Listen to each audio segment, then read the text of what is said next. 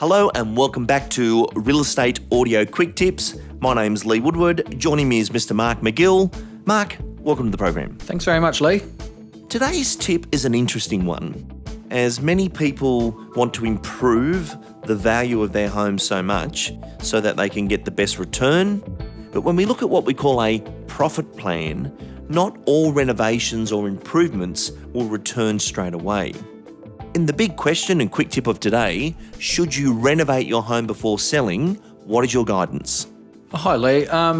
Quite often it's better to get information early. I've seen plenty of people do a renovation where they've spent or overcapitalised. A lot of people have heard that term, overcapitalising on a renovation.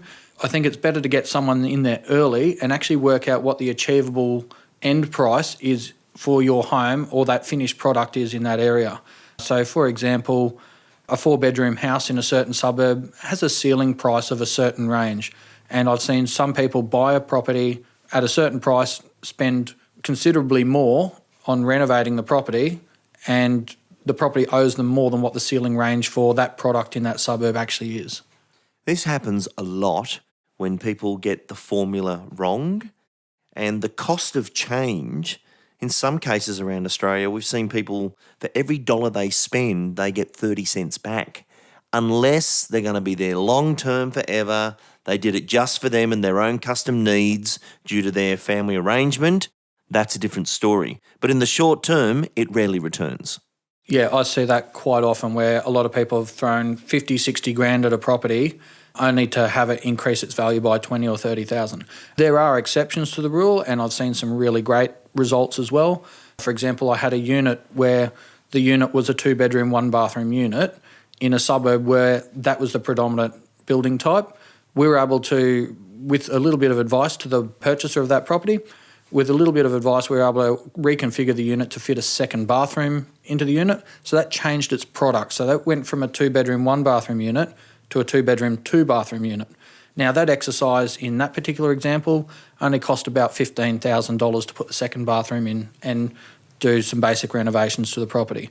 In that particular suburb, a 2-bedroom, 2-bathroom unit is actually very rare. It's actually highly sought after, and as a result, it increased the property's value by $100,000. In the same building, I've seen people do a $20,000, $30,000 renovation, keeping the existing configuration, just changing the finishes.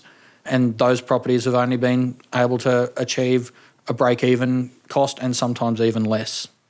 There's so much to know, and the advantage of you, Mark, is yes, you're a real estate sales professional, but your background is as architecture, hence you are the sales architect. So if anybody needs to get a hold of you, that could be a good client investigation meeting to make that decision. Yeah, quite often, free of service, we go in there and we actually help people do a needs analysis and actually make sure that they don't overcapitalise their renovations for what's available in the market in that particular area. So it's a good early step. It's got nothing to do with selling or renting. It's just making sure that you don't spend too much money for future planning.